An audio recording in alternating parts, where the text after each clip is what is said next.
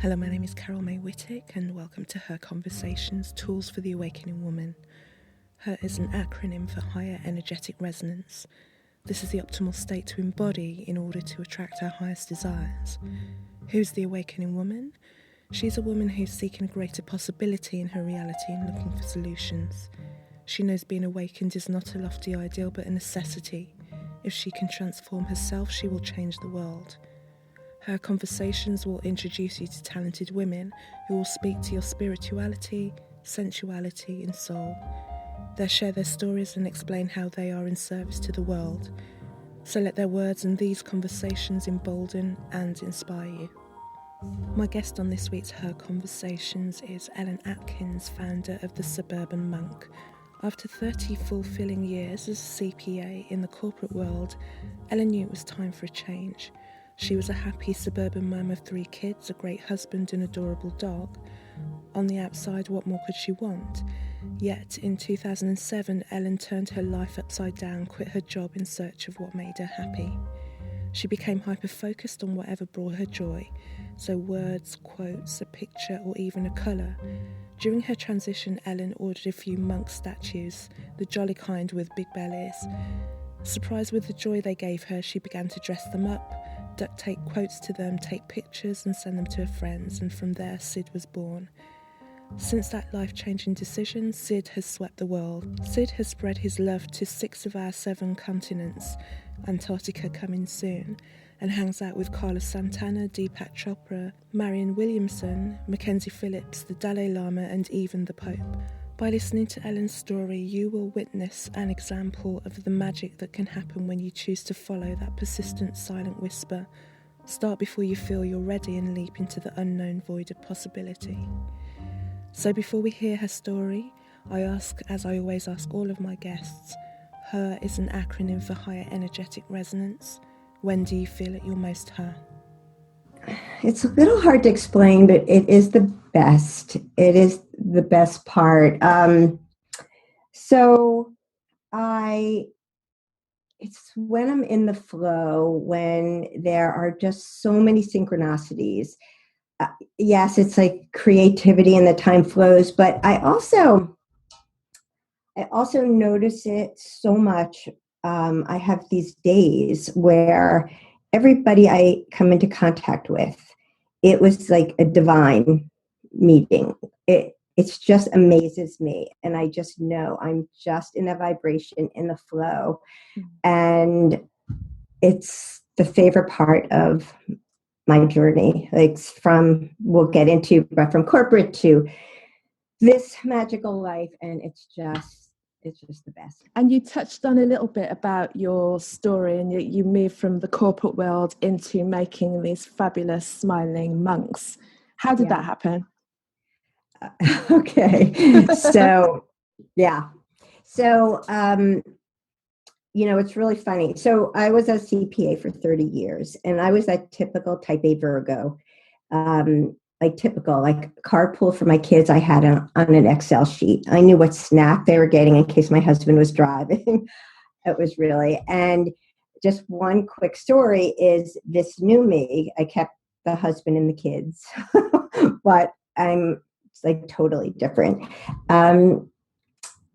I actually had the name of my company before I knew what it was going to do. And that, like, if you knew me before, like, I just would never do that. I was so anal and A through Z. But what happened is, so I worked in this corporate world. I went from public accounting into healthcare at that job for 27 years. And I just kept having this feeling like there's more for me to do. And it didn't make any sense because I had this great job. I was well respected. I made great money. The time flew by. I didn't even hate it, but I just kept having this feeling. And I said to myself, I don't want to get to the end of my life and look back and say that I never had the courage to do something that I couldn't articulate and I didn't know what it was. And when I told my boss I thought I was going to quit, she was like, "Oh, just don't be so compulsive. Just like work from home." if you don't know what you're going to do, I'm not going to let you quit, which obviously I could have, but that was a good excuse because it was really scary. And then 2 years would go by, and I was like, no, I just have to do it. And I was the type that had to cut the strings and just step into this void of, what do I do now? So I look back on that first time period where my soul, I didn't use the word soul then, but my soul had stopped growing. And I'm a person that is like a seeker, and I just want to grow. And I also think there was something bigger than myself, an energy of whatever you want to call it. Well, now I call it Sid, my statue, but there was something that wanted to come through me. And, but I didn't understand that whole world. But I finally did get the courage, and I quit. And then the journey started. So I quit, and I think for the first year, I tried to really figure out what I was going to do with my head. And I started following Chris Carr, this like health food person, and I got into green juice. I bought a juicer, the whole kitchen. We had greens everywhere. I would literally drink 32 ounces of green juice a day. Like that was I kept that part, but then I would try different things. And finally I couldn't figure out what I was going to do next. And I am the type of person that just kind of wanted to figure out something. And it was a time that was really hard. I felt really lost. I was going through a Phoenix process where my whole identity for 30 years, like that career woman. And mind you, when I had that career raising 3 kids, everybody else in my town was home. And then my oldest 2, I quit. My oldest 2 went off to college, and then everybody was getting jobs. So now I'm home. And so I just surrendered. I stopped trying to figure it out with my head. And I'm like, okay, I don't know. And I just went about my business. What I did is I just wanted to be happy. I just wanted to find joy. So what I did is I just became laser focused on anything that shifted my energy. I didn't use the word energy then. Anything that, even for a second, a color, a quote, anything. And I would scotch tape it on the wall. And at one of the holidays, I don't know if there was Pinterest then, but I didn't know about it. So my office, then it was just my meditation room. I cleaned out the Xbox room, and I threw a meditation cushion down, and I figured, okay, I'm going to meditate. I bought every book, read everything on angels, metaphysical, spirituality. So and then I made an altar. I just started doing things. But I had a holiday, and my niece was over, and she's like, there's something called Pinterest, because I literally had things scotch tape all on the walls. But I saw these laughing monk statues in a catalog, and I just felt it in my body. I just thought, oh my God, they're so funny. So I ordered a couple, and then I would dress them up, and I would duct tape affirmations. And I'd get up in the morning, then I drank coffee. I'd go for coffee, and I'd see one, and I had put a mop on its head and sunglasses, and I would crack up. And then I would take pictures with sayings, and I'd send them to friends. So what was happening, literally the day would fly by. Of course, and my husband would come home at night. He said, what did you do? And all I knew is I had 5 statues dressed up. And I fell in love with these statues. And I was like, oh, I wish I could create them differently, because it's so hard to dress the ones they make. And I wish there was a place for an affirmation. And what I love is bringing spirituality. To me, it just sounds so serious. And I love to play, and it doesn't have to be. So I wanted to bring amusement to spirituality. Mm-hmm. And in meditation, one day, the name The Suburban Monk came to me, and I loved it. And I'm like, okay, that's the name of my company. I don't even know what my company's going to do, but I got the LLC, and I'm like, I love this name. And then I thought, maybe I'm going to make a statue, but I have to put a thumbs up on him, because that's just what I saw. How cool. And so I started seeing how I would design a statue. Now, the one thing you need to understand is I was never a quote creative person. Like my idea of creativity was finding a new column for an Excel spreadsheet.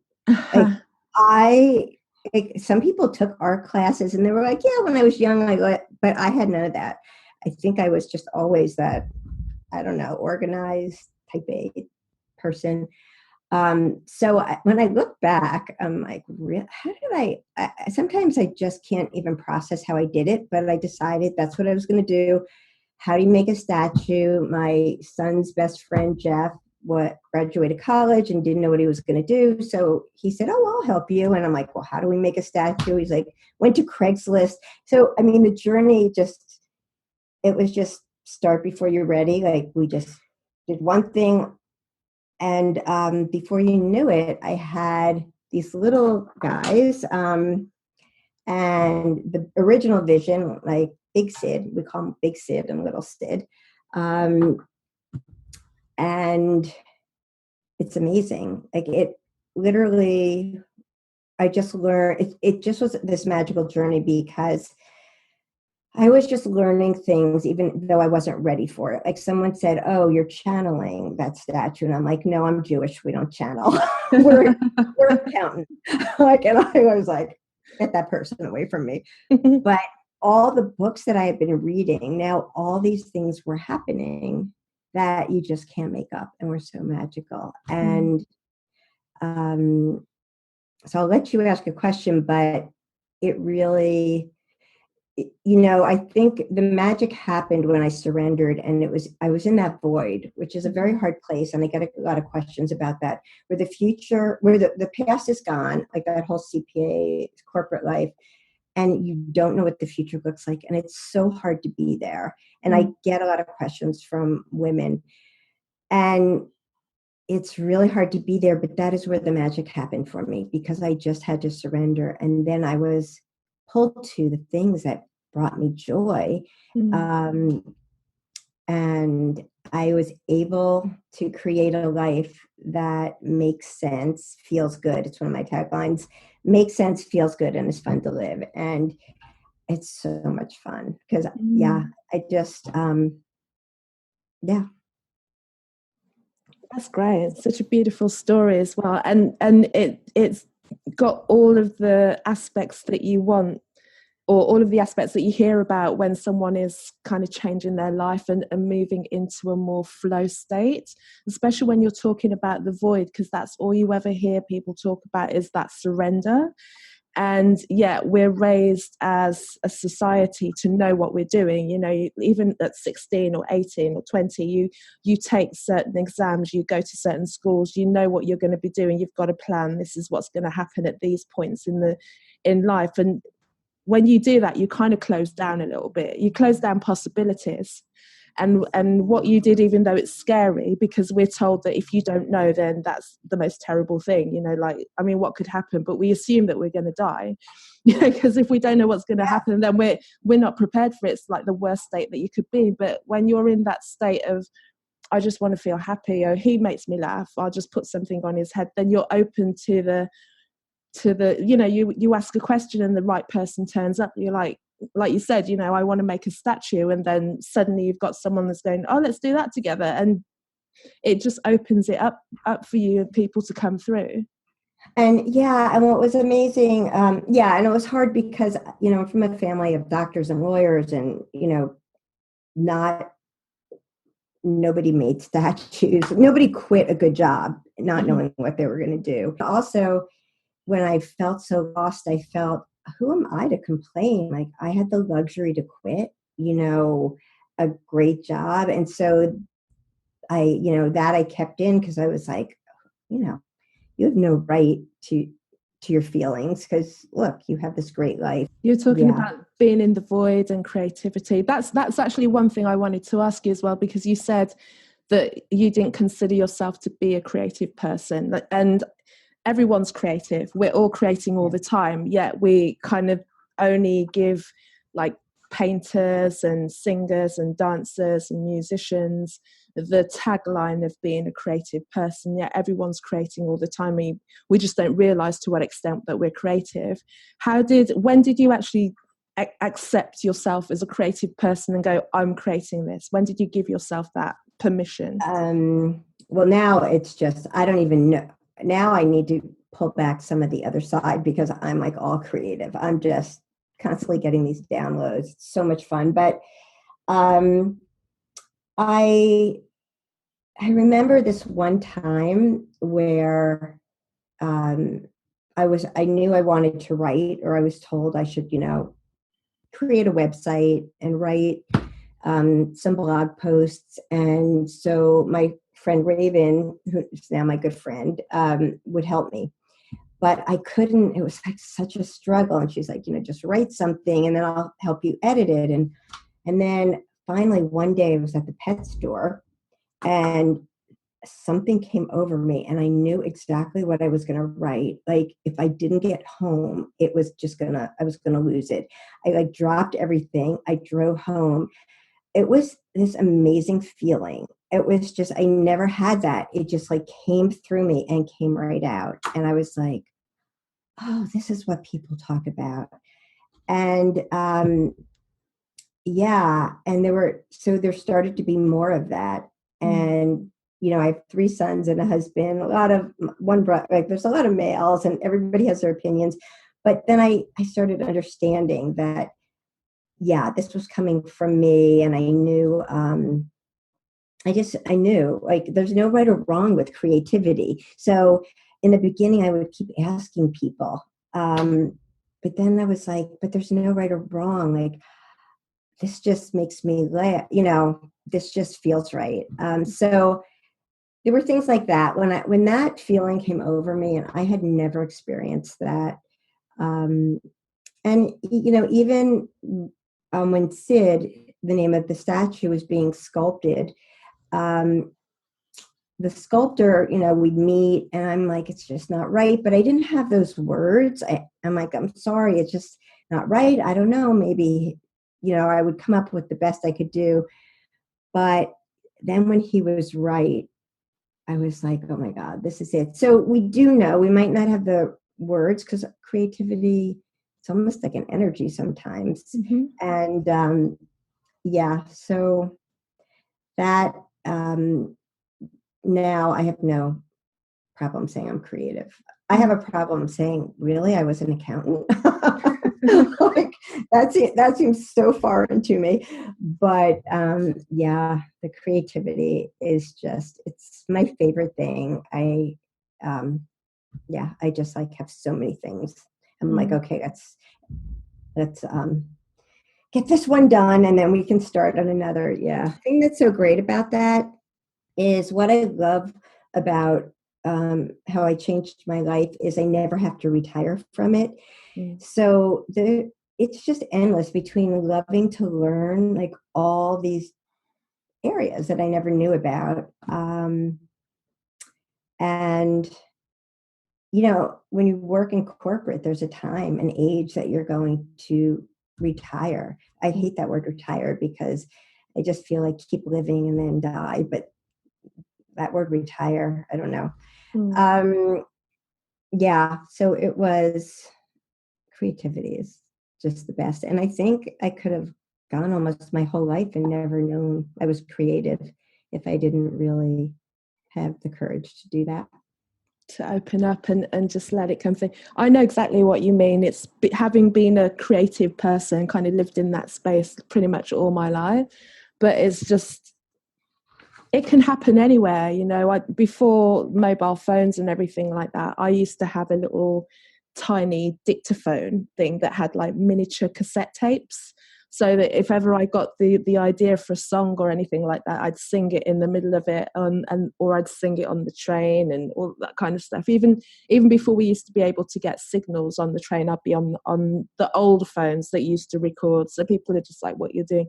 But you have to, they're like, I don't know, they're like wisps, they come down, and then it's for you to turn it into something solid. But they all exist, and you just decide whether you grab it or, you know, it goes to the next person, they do something exactly like Elizabeth Gilbert says. It's its own consciousness, and I feel so lucky that I was open and ready, so that when Sid came by, I was ready to bring him through.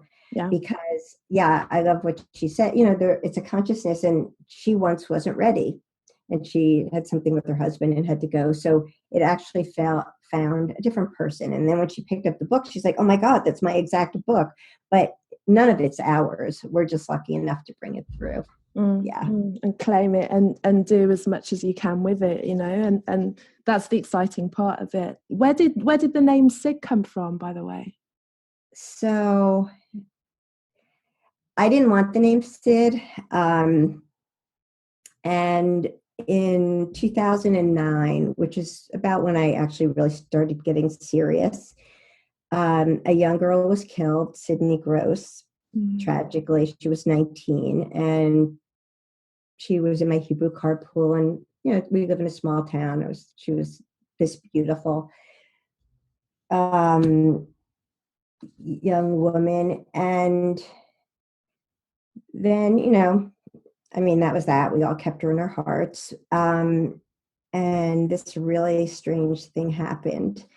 And this is the story I don't really tell a lot of people, because I'll just say, oh, you know, he took on a name of his own, which he did, because I didn't want to name him Sid because of her. And one day, as I'm working in my house, I felt this energy. And I was like, oh my God, that's Sydney. But I wasn't there yet. And I was like, are you crazy? Like, and I just blocked it out. And I'm like, but I would feel this energy, and then I'd be like, what are, you know, I just didn't understand that. So I would block it out.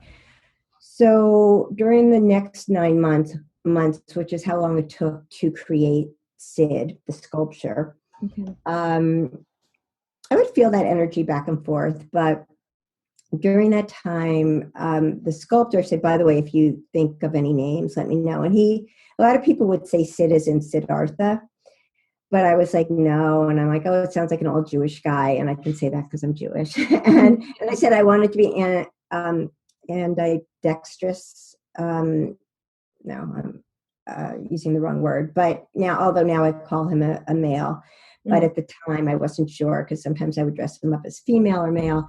And then the sculptor came to my house on May 2nd, and I was like, oh my God, this is Sid. And at that time, his name was Sid because he had taken on that name. I'm like, okay, I declare May 2nd his birthday, because after back and forth, I mean, it was, sometimes we'd meet in the parking lot, like, because we were 2 hours away from each other. So it was like a drug deal or something. We'd go to the corner, he'd open his trunk. I'm like, no, it's not there. It was like crazy. I'm like, I don't know. I guess this is what people do. So it comes, it's May 2nd, and I go into my Facebook page and I declare, today, May 2nd, today's Sid's birthday. And then I see all this activity in the Facebook group where we keep Sydney's memory alive. And that was her birthday. Wow. I had no idea. And so all these things started happening. And so then my girlfriend said, Ellen, I have a really good medium in Vermont. She's inexpensive. Why don't you just like talk to her? So I'm like, I just want to know this one question. So she calls, and I'm like, everyone keeps saying I'm channeling this person. Like, I just want to know that. And she's like, oh yeah, she's right here. And she wants me to thank you for allowing her to come around. She's just always loved you. And she really loves what you're doing. And so she wanted to get involved. And I said, oh, tell her it's okay. And she's like, Ellen, she can hear you. I was so green. I'm like, I thought she just like was on a phone with her. And I'm like, oh yeah. So this whole journey has just not broken me open, but so when that happened, we were going to a town party down the shore that the whole town goes to. And I'm mortified now because now I've put that out and I'm like, her mother's there. Like, what am I going to do? So I would always look up and say, okay, you have to get me out of this one. Sid, you have to get me out of this one. And so the night before the party, I go to a restaurant and I see the mother's best friend, and she sees me and I'm like, oh no, here we go. And she's like, Ellen, come here. She's like, can you just explain? I want to ask you something. And I sit down and she's like, I want to know everything. And so I'm like, I'm so sorry. This is what happened. And she's like, well, I knew that you were channeling Sydney, even if you didn't. And I'm like, oh, I wish somebody would have told me. But then she's like, can I tell Lori? And I'm like, yeah, please do. Because like, I feel awful. Like it's her child. And I don't even understand exactly. So that Friday we go to the party and I see Lori, Sydney's mom. And she hugs me and she's like, Ellen, I don't know if I believe this, but I'm so glad you do. And she said, it's so strange because Sydney always had this purple Buddha in her room ever since she was little. So all these things would happen. It just, when I started meditating, actually it was in this room, I made a little altar. I started meditating. I could if I got to 1.5 minutes, like I was just so like, oh my God, I just want to do the laundry. But I would sit there and literally the first time I started meditating, this red cardinal came, like I jumped up because it started pecking at my window and it's been with me ever since. So I had to name it. Its name is Sparky. Even my family knows. Like once it was pecking in the bedroom, my husband comes out and he's like, Ellen, Sparky thinks you're in the bedroom. Could you? And I'm like, could I what? So the whole journey's been magical. There were times where it was really hard and I was sure I was going to quit.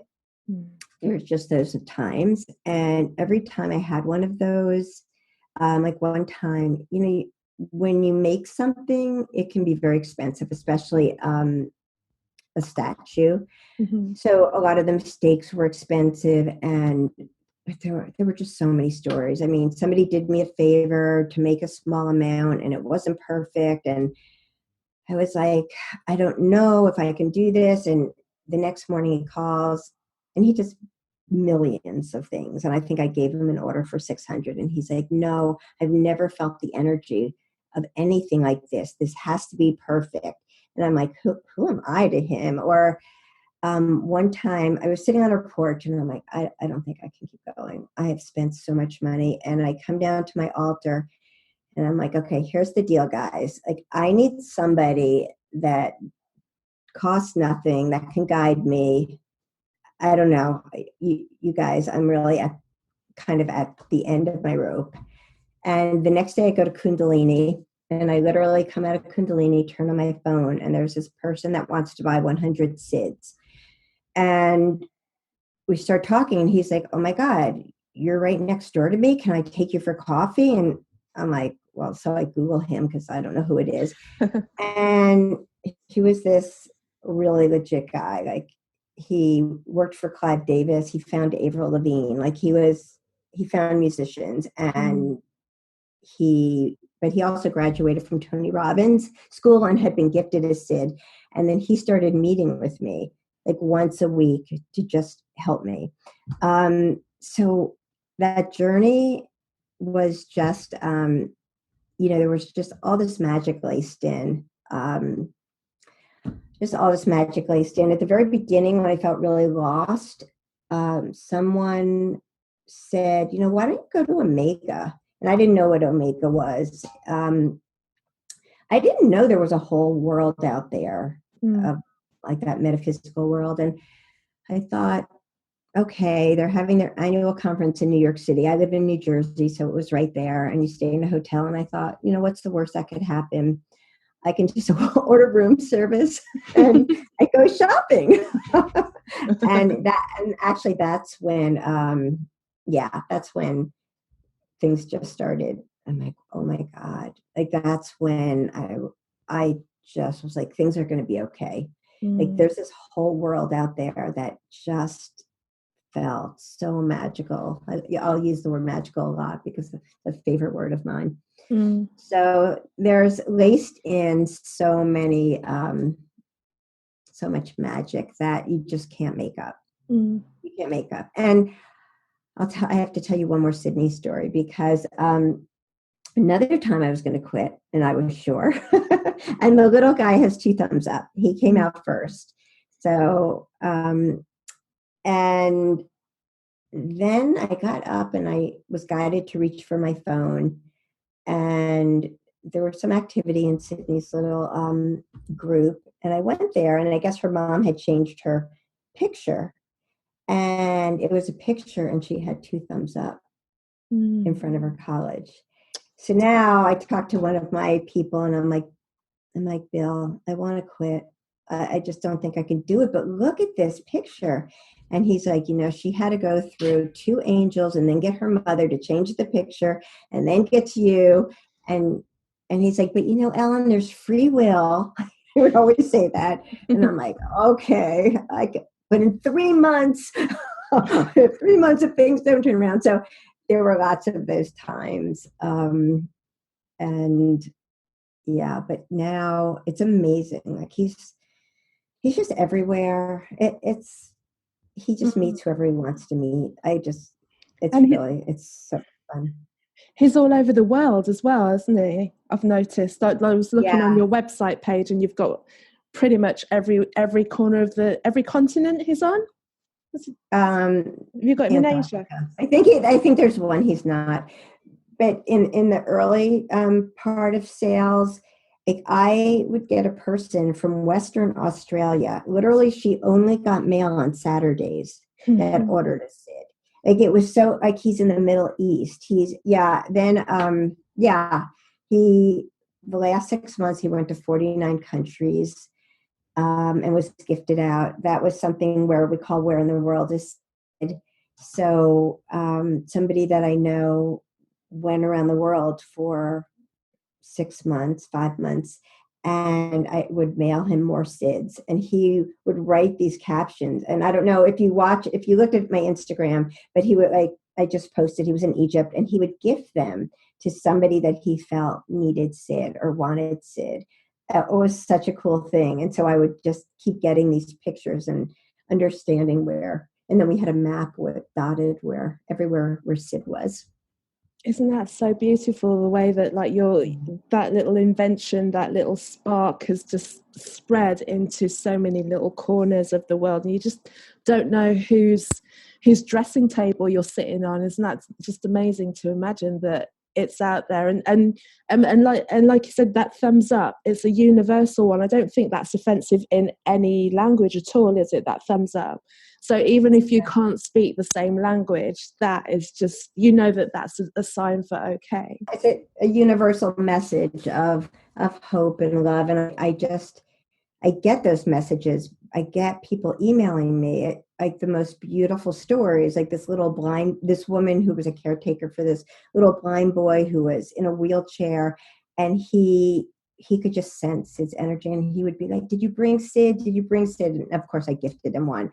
Like, it's just, are people that just take them everywhere because they're going through some kind of transition, or it's really, it's never been just a business about selling a product, because he's not really a product. He's this beautiful energy, but I get to have my heart touched and be creative. And now I have Brooke to do the business. Now I have somebody that can take care of the most of the part that I don't like to. So yeah. You can stay in that kind of like nice, fluffy right brain energy. That's cool. Yeah. And why did you choose the colours? Because you've got, is it 12 colours you've got him in? 14. 14. Yeah. There were actually originally 15. They're 14 now. And it's so funny because when I was working with that music guy that was coaching me, and I'm not like really like very cool with all music, I have the songs I like. And I was so nervous. He was going to bring up music. I was like, okay. I was like studying up. Not that he cared about who I knew or music, but one day we had a meeting and he's like, okay, what is KISS? And I'm like, it's a band. And he's like, no, keep it simple, stupid. And I'm like, oh, darn, my one time. But he thought I had too many colors. But so I wanted to cover all the chakra. I wanted to have all the chakras covered, so a color for each chakra. And, I had the Pantone book of colors, and I had all the colors spread out. So here I am with a book of colors. And I'm like, maybe we need teal. Like periwinkle's my favorite color. And gold, how can you? So before you knew it, I just was in that space, and I'm like, and then I had somebody helping me, and she's like, but my favorite color is, maybe teal was her favorite color. And I'm like, okay, throw it in. And I keep thinking I'm supposed to maybe cut back and make it more simpler. So I decided, it's really funny. I decided that, okay, maybe teal has to go the next round. And literally that night, somebody needed a SID. 2 people bought a teal SID, and I'm like, okay, are you giving a message? And now I will tell you, there's only one color as of today that's sold out. It's teal. Wow. So I think the universe, they just guide me. And every time I think to cut back on a color, they're like, nope, sorry. So I like all the colors, but it wasn't really thought out. I mean, having all the chakra colors, I knew that, but then what I did is people wanted to know the meaning of all the colors. And I just loved having a whole rainbow of all the different colors. And so then I created color meaning cards that go in each one. And I would say, like, this is black ebony, elegant ebony. And I would say, well, just go what you're drawn to. That's what you need. But people, you learn to listen to people, and they love like looking at the colors and the meanings. So that's become a really big thing. So then now in your box, you have the color meaning card, and you have Sid, and it's like the best present. I'm not saying that just because it's my business, but it's like a little box. It's like a little box of happiness. It is so good. It is. And when I was kind of digging around on your website and looking at everything that you have in the little cards, I thought it was really good. And the fact that you explain it. So when, like you said, for ebony, it's elegant ebony, and there's just an extra layer of, everyone wants to know what something means, and so they can really take it to heart, and it can really mean something to them. I see also that you do a lot of work in terms of for charity with the boxes with SIDS and everything like that. Can you talk about how that came about? Yeah, so that was a part of who I am, is always giving back. And so that I always knew that would be one of the cornerstones. And so things would just start to happen. Like I partnered up with Susan G. Komen of New York, and that just felt great. My mother had died of breast cancer, so that just felt really right. You don't have to have someone die, but it feels right for all women and men. But in the early days, when I really wasn't making anything, I'd be like, oh my God, I can't just send them $50. So I would like lose so much on charity, because I'm like, oh, no, I need to give them at least this. But it was such a big part of me. And then, oh my God, I was so excited that, I don't know if you follow Glennon Melton and her charity Together Rising. She's awesome. And so we got to raise money for them. They just do such beautiful work. And everybody on their board has a little SID, and they have big SID at all their board meetings. It's like it's so fun. But so I get to, I do one for sick kids, and I got to send all the kids a little SID, but then raise money. So every month is a different charity. It's just, it's just part of who I am, and it just feels so good to be able to do that. Such a great thing. And you were telling me that there's a new secret project that you're about to unveil. So you wouldn't even tell me before we press record. So okay. So I had done a big gift show in New York in February, and it took so much work. I was just exhausting afterwards, and I just made the decision, like, I am cutting back on everything. Yes, I'm still running the Suburban Monk, but I just can't keep at that pace.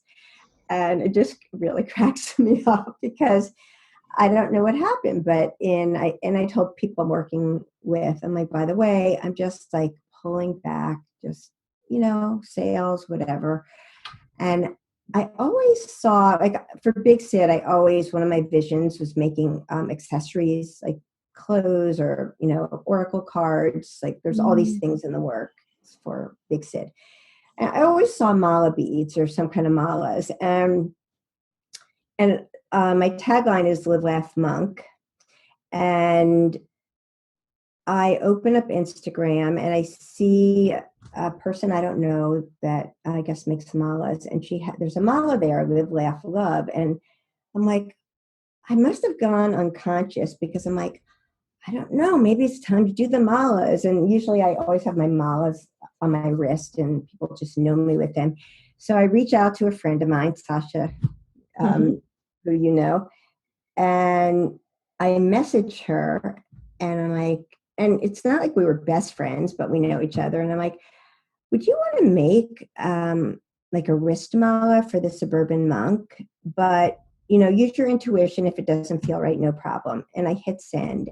And then I'm like, oh my God, what did you just do? Because I just had told everyone, no, I'm like reining it in. And she is taking a walk. She takes these long walks because she stops every 2 seconds to smell the flowers. And she was smelling a rose. She was like in a little creative dip, and she gets my message, and I hear back, hell yeah. And I'm like, okay, I guess this isn't going away. So in April, we had that exchange, and oh my God, it's been so amazing. So we're co-creating these amazing wrist malas. Like, each one has a word, an intention. There's 5 that we're starting with. So 4, or are we saving the 5th for the holiday? I don't remember, but it's actually just the gateway of something so huge. So they're just gonna go like that, because Sasha, she, like, all her crystals, like, she just chants by them. Like, everything that she makes is like alive. It's so beautiful. So we have this like great cube with her logo, my logo, the word. They're gorgeous. And I said to her, because now, like I said, my favorite thing is to create and then have it happen. And I'm like, oh, I know what we're supposed to make in 2019, but let's focus on 2018. And then she's like, oh, aren't you going to tell me? And I'm like, okay. And so I tell her this whole thing. And then in 2 seconds, I don't hear back. And I'm like so impulsive. And I'm like, oh my God, maybe she doesn't like it. And they said, look, just so you know, I'm going to do this either way. But if you don't feel it, that's fine. And she's like, are you kidding me? She's like, I totally see it. So these malas, which are amazing, and we'll do the same thing. Like, we'll probably come out with a new intention every month, or we already have one we're going to work on for a charity. It's also the gateway to all these different things that are all tied in, because they're sacred, but they're playful. You can be just a suburban woman and want one. You don't have to be all spiritual. Yeah, so it's so exciting. And whenever we talk, we're just out there. We're like, thank God we have Brooke, because now she can just ground us. But we're like, what about? So it has been such a joy, because I've created Sid really in isolation. Like, it's been me in my office, in my house, and now to co-create with another woman, high vibration woman, is just like so much fun. That's going to be amazing. I know it is. There's no question about it. It's going to be good. How exciting. And isn't it great now that you're in this creative space that you can sit there and go, okay, this is what I'm doing now, but next year, and you can see the levels that it can go to and how possible it is. And then you just have to remember you've got to start with this thing, but you know where you're going.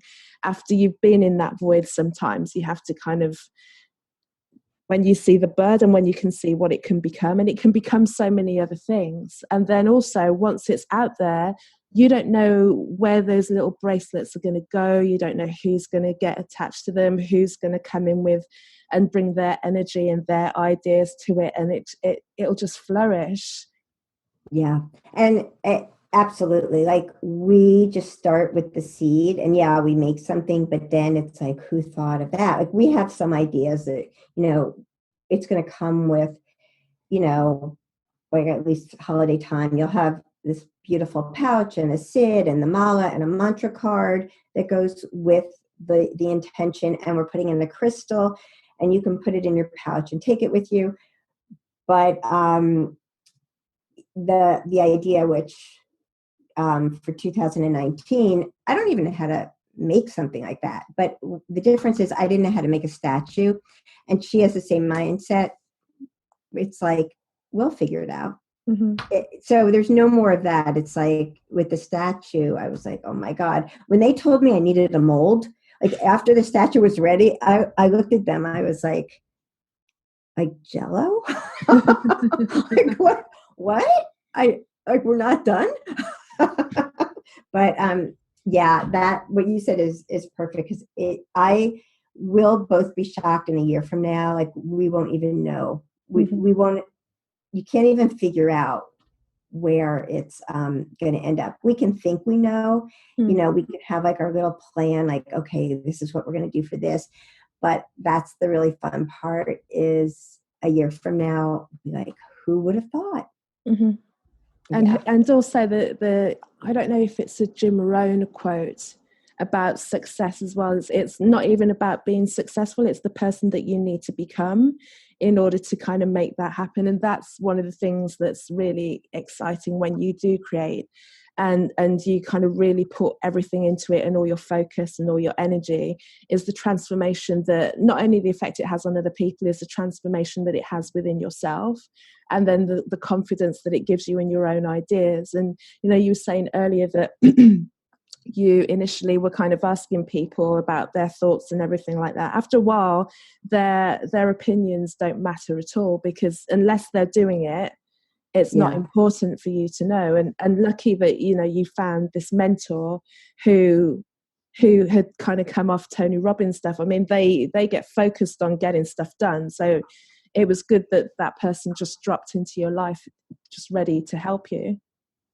Yeah for a little while, but it still felt, it's still different than when you're co-creating with someone. This has been such a joy. Like, wow, it's just, this is, especially when you're both like at a certain vibration, and you just like meet, and you're like, you hang up from the call, and you're like, where did we just go? It is. And to think that was just never on your radar at all.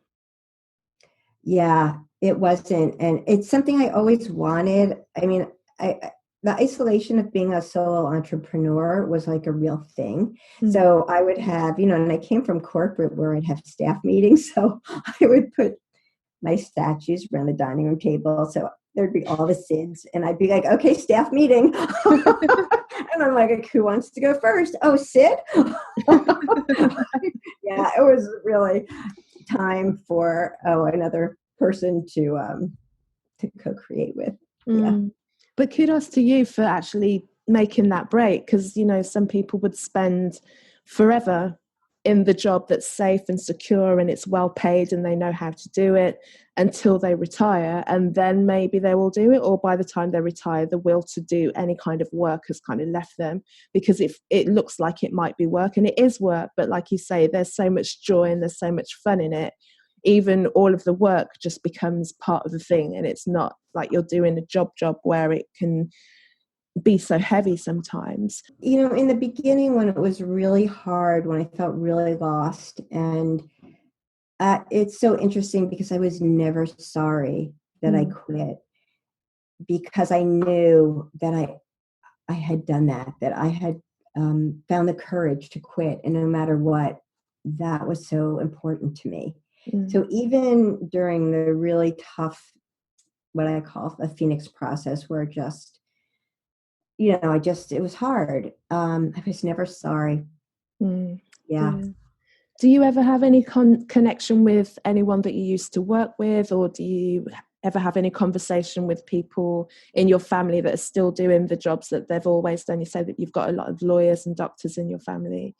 How have they kind of reacted? Well, now they're blown away, because even my 94-year-old father-in-law, when he's just always asking about Sid. He has like the big Sid right by him, and it's holding a quote from my mother-in-law who passed away. And I think there was a period of time where I'm sure they didn't know what happened to me. Like, did she go crazy? Like, she's dressing up statues. But now everybody's blown away, because he's a thing. He's really a thing. And I hope that I can be that face. And people do, I think I give them hope, especially that younger generation. So now everybody's good. What everybody was thinking was, who knows, during a few years there. The void period. Yeah. But on the other side of it, I'm sure you're an inspiration to people that will probably never tell you as well, because you've made a leap in a way that you made a leap from supposed security, but even the security wasn't going to give you that fulfillment within. So it's what a lot of people, if you kind of sit down and speak to them, more people than not have got this secret dream that they'll never do it. And I think it's on your website or on your Instagram is "Don't die with the music still in you," which is one of the great quotes, isn't it? Wayne Dyer, yeah, he was great. Yeah, and then the other quote on my website, the Thurman quote, what more people need is people that have come alive. And that was all part of that journey of, wow, you can really want to hop out of bed in the morning and just like, it's fun. There's sales tax, there's like things that you have to do, but for the most part, it really is creating a life that makes sense. Like, I can give back and I can touch people's hearts because Sid does that. And it's awesome, right? To be able to create a life like that. It truly is. Do you have a favorite quote at all? Or are you just a quote junkie? I'm a quote junkie. So. I'm a quote junkie. So I just have so many quotes that I love. But I guess I love the one on my website because it really helped. I guess there's just so many, I couldn't even narrow it down. Like, I'm just such a quote junkie that I couldn't. But I do love the Thurman one because it is something we don't learn. I didn't learn growing up, that really the most important thing is to have that feeling like that inspiration for life. And if you have that, like, everything else is going to work out, because your vibration's up here anyway. So the right things are going to come to you. So, I would have had to, it's too hard for me to narrow it down. Okay. Do you have a favorite? I knew you'd ask me that. But if I'm thinking, I would say, I think, and this is because I'm always loving quotes, but one of the ones that I would say was when I really started to notice quotes, and I'm trying to think who it's attributed to, and I'm going to quickly, you might know who it's attributed to, but whatever you dream, I'm paraphrasing now, begin it now, boldness has Oh gosh, let me. Do you know which one I mean? Yeah, yeah. I want to try and find it now. Quick Google. Yes, that's okay. Oh no, I pressed the wrong thing. Yeah, whatever you can do or dream, begin it now. But boldness has genius, power, and magic in it. And well, they say it's from Goethe, which is who I always thought it was from. But that was the one very early on that I'd see before even like the internet and Instagram and when before people really started to do the whole meme thing. This is like way back. I think I used to write it in cards and things like that, but it used to just keep me going. And then of course I've got like a packet. I know. It's just there's so many, and I won't get it right either. But I always love the one, if you only knew who walked by your side. All I think it's from A Course in Miracles, or else Gabby Bernstein.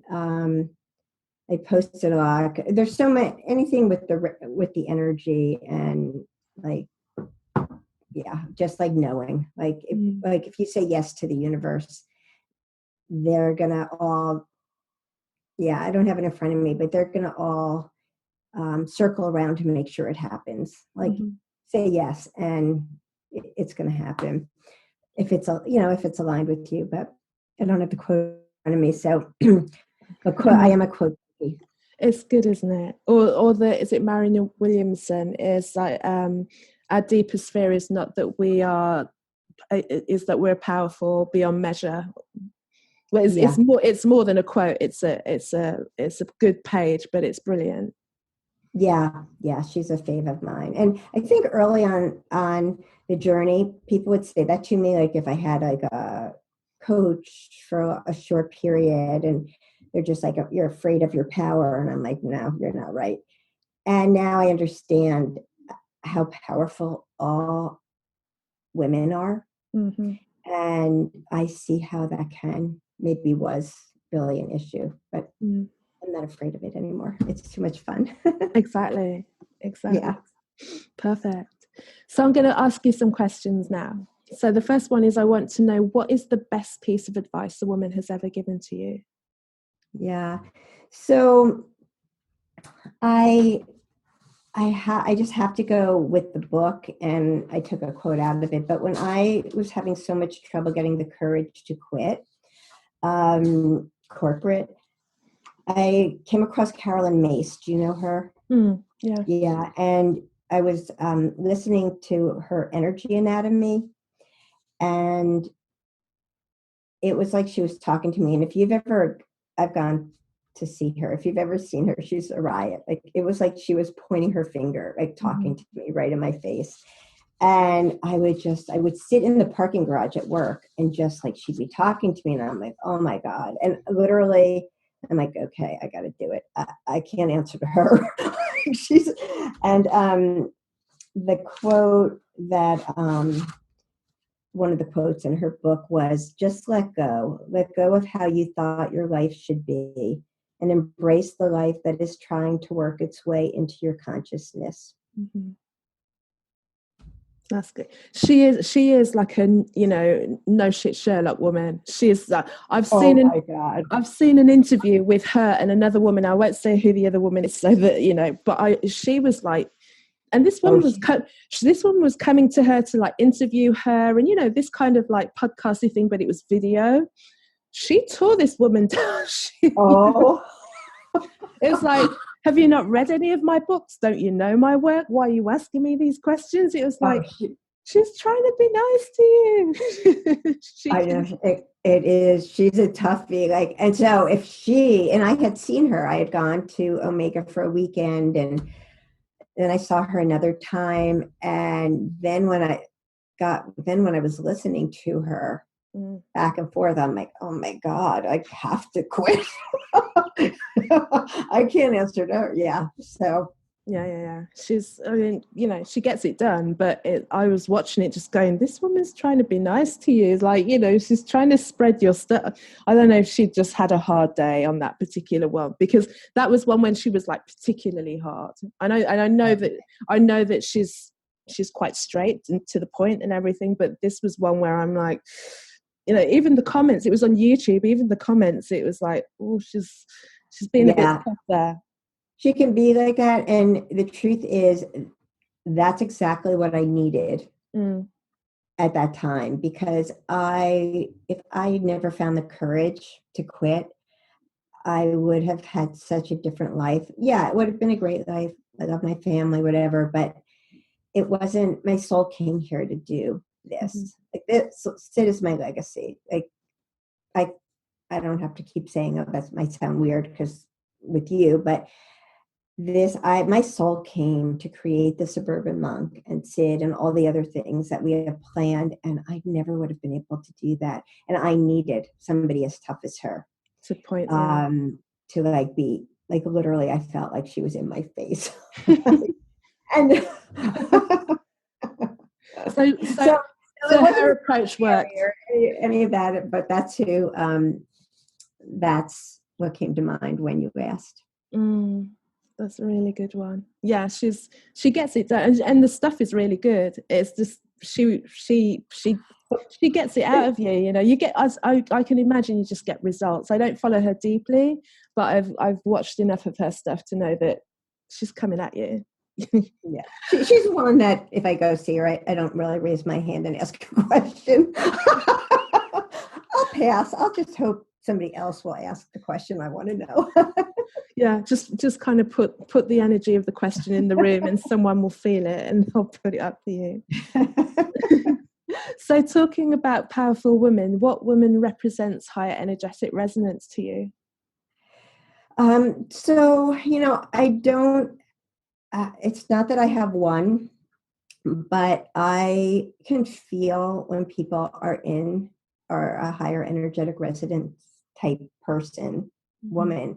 And that's who I surround myself with. All my Kundalini teachers are sort of at that point, are there. It's just, you know, that it's something when I first quit corporate, for a time being, I had to get rid of all my friends, like for a while, because they wanted the old Ellen, and I was changing so rapidly. And I got a few of them back, but then it just started changing where that's the type of person I want. I want to elevate people. That's something that I love to do.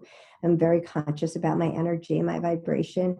And then I want that back. I want to play in the light with you. And so there's not one, like I said, all my Kundalini teachers, but I just like Sasha. Oh my God, Sasha, we just boom. We're like right there. And it's, yeah.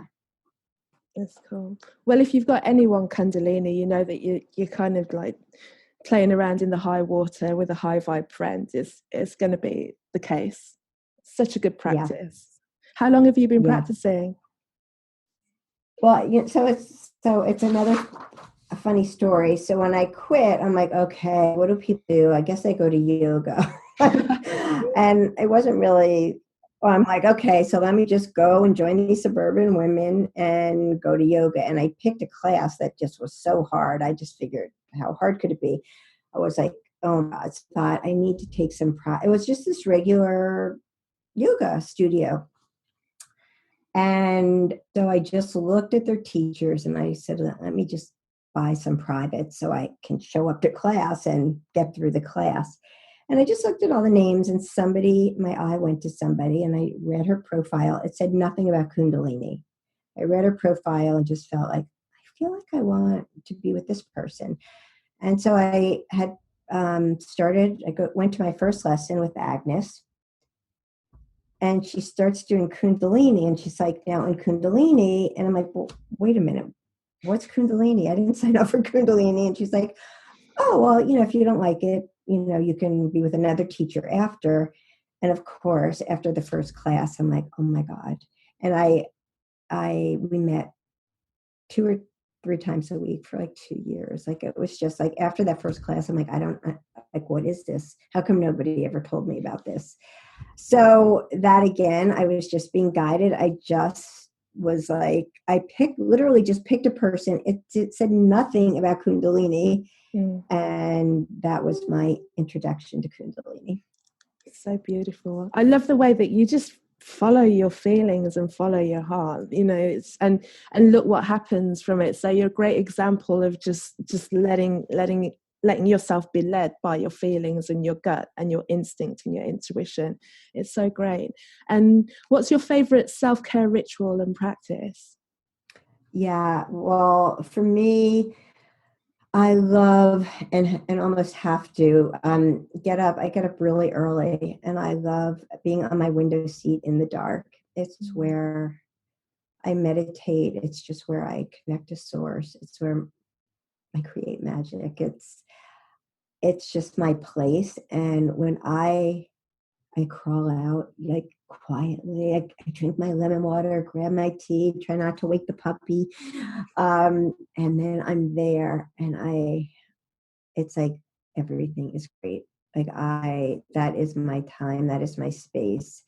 And when I have done that, I walk out into the world and I just meet whoever I'm supposed to meet. Everything falls into place. And when I don't do it, like when the puppy was, like whatever, it's just not the same. So that is my window seat. Like if we ever were to move, I'd have to bring my window seat. Sorry, but like, could you cut this window seat out? No, but that is, I do everything too. Of course, I do baths and essential oils and all those, but that morning in the dark, in those few hours of just meditating and whatever it is that I'm called to do, that's my sacred time.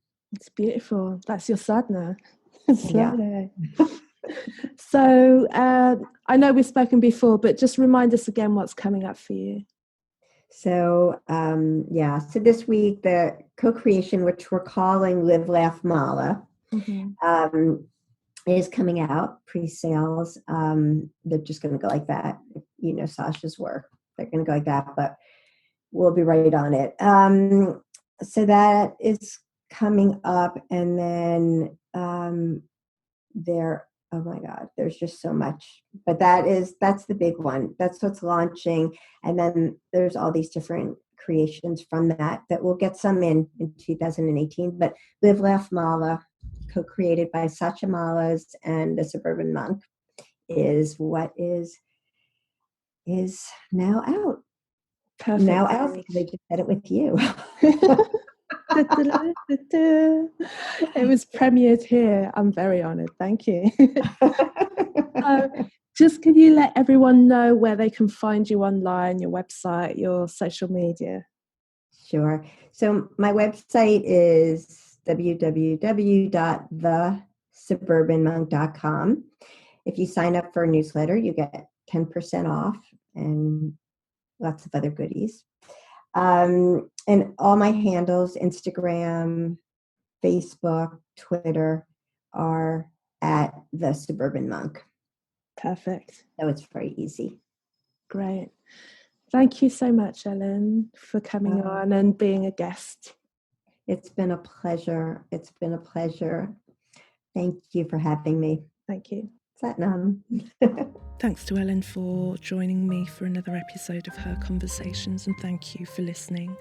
You can discover more about me and her project by visiting my website, carolmaywhittick.com. That's carolmaewhittick.com. And if you sign up for my weekly newsletter, you'll receive information about any offerings from previous guests of Her Conversations and specially curated content from me. On social media, you can find me on Facebook under Carol May Whittick, and on Instagram and Twitter, my handle is Kazmick, Kazmick. I'd also appreciate you leaving a comment, liking and sharing any episodes, and if you subscribe, you'll be notified as soon as a new episode is published. Thank you once again, and until the next episode, bye.